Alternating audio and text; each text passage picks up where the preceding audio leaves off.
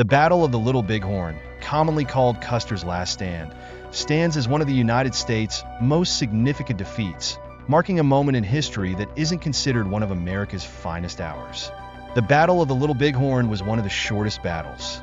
Within an hour, hundreds of U.S. soldiers were murdered near the Little Bighorn River, modern-day Montana. The battle had its roots in a territorial dispute over the Western Territory, with the Sioux, Cheyenne, and other tribes of Native Americans on one side and the U.S. military forces on the other.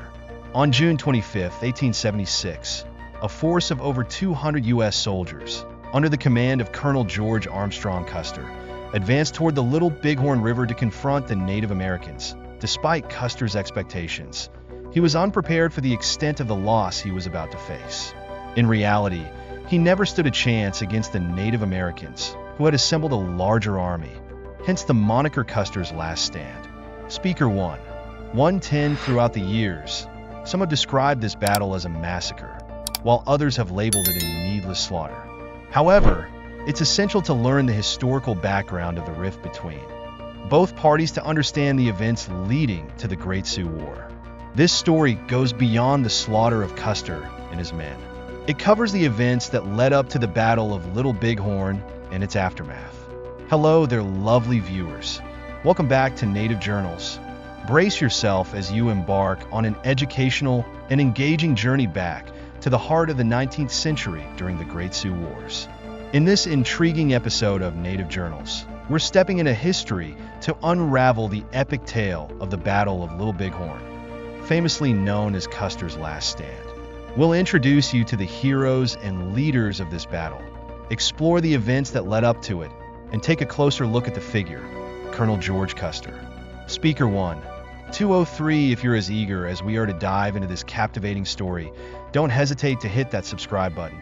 Show us some love with a thumbs up, and let's embark on this thrilling adventure together. Without further ado, let's head into the business of the day. To this day, the Battle of the Little Bighorn is an enduring symbol of resistance against the United States government. In American history, this historic battle led to the death of Colonel Custer and over 200 U.S. soldiers. It's essential to understand that the Native American tribes didn't engage in needless slaughter. The battle's roots can be traced back to a broken treaty. The Sioux and Cheyenne tribes of Native America inhabited the Great Plains, which served as their last refuge in the U.S. Before this, European settlers had colonized the country and seized control of most lands to the west.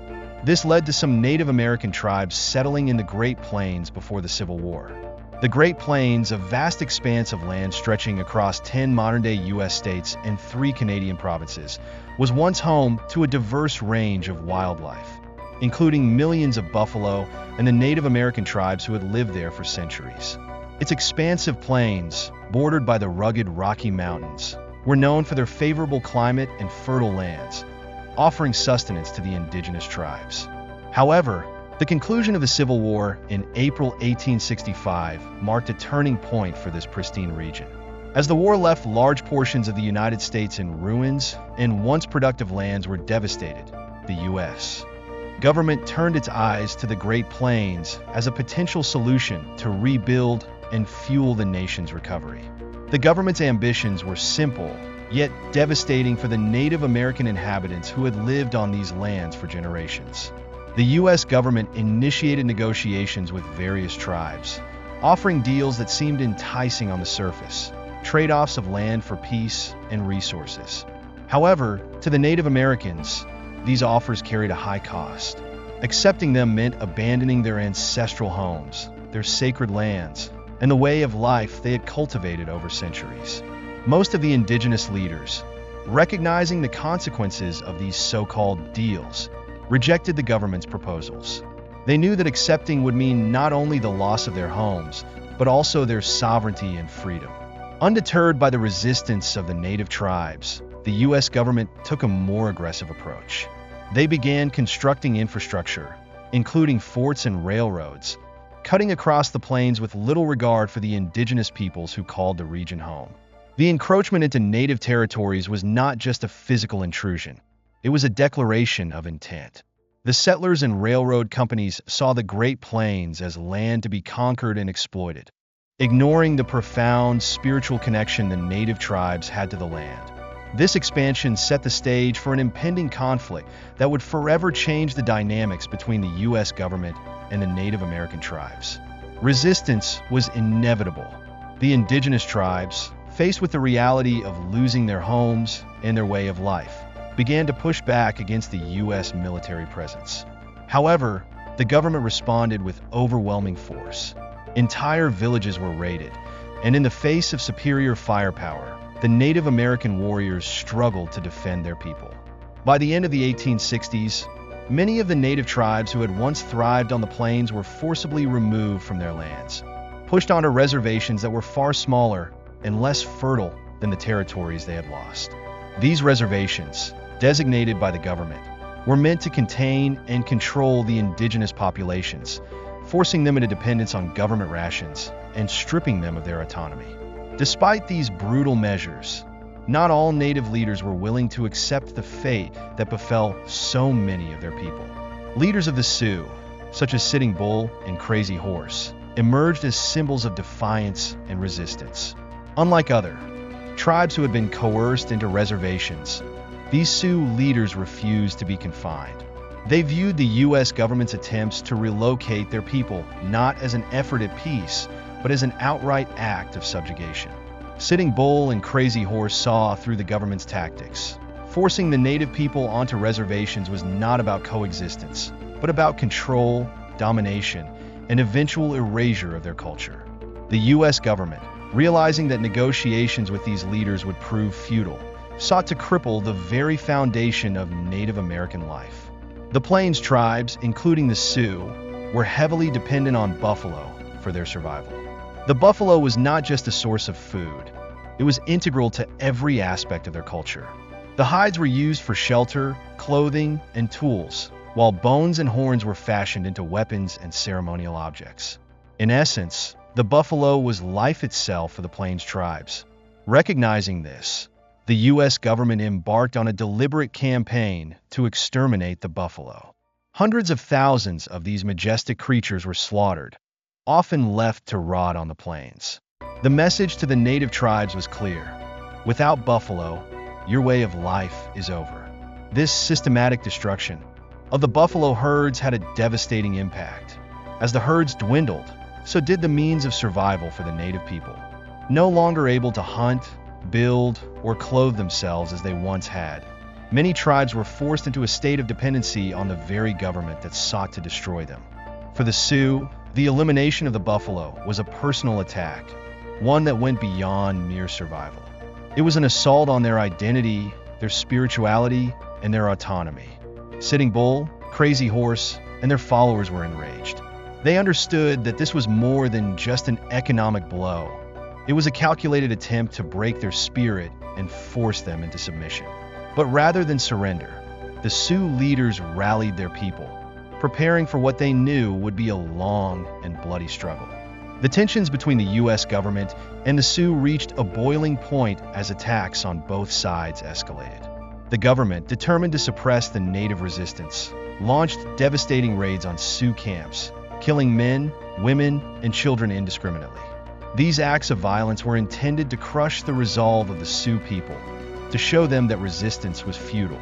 Yet for every life lost, the Sioux leaders became more determined to fight back.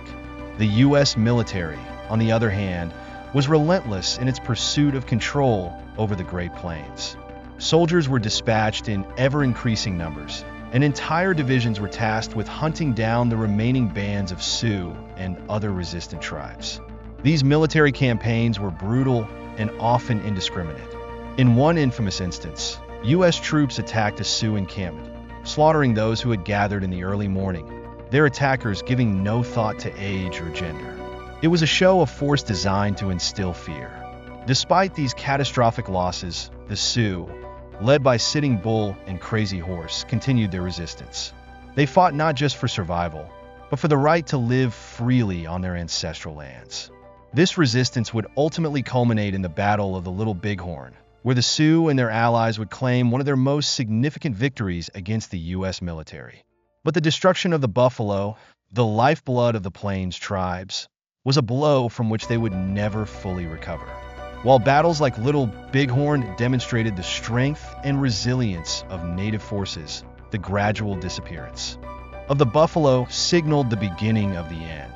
The U.S. government's systematic destruction of the buffalo herds ensured that, even in victory, the Native American way of life on the Great Plains was forever changed. By the late 19th century, the buffalo were nearly extinct, and with them, the free-roaming Plains tribes had been reduced to a shadow of their former selves. Confined to reservations, their movements restricted, and their traditions suppressed, the Native people faced a new battle, one for survival in a world where their way of life had been systematically dismantled. The Great Plains, once a vast and untamed wilderness teeming with life, had been transformed into a landscape of conquest and control, a symbol of the high price paid for American expansion. In 1866, the escalating tension between the U.S. government and Native American tribes reached a breaking point. The government's actions, including the destruction of buffalo herds and the encroachment on native lands, provoked violent responses from the Native American settlers. In retaliation, some of the tribes captured and killed U.S. officials responsible for these brutal tactics. This marked the beginning of a significant conflict that would reshape the dynamics of the Great Plains and the future of Native American tribes in the region.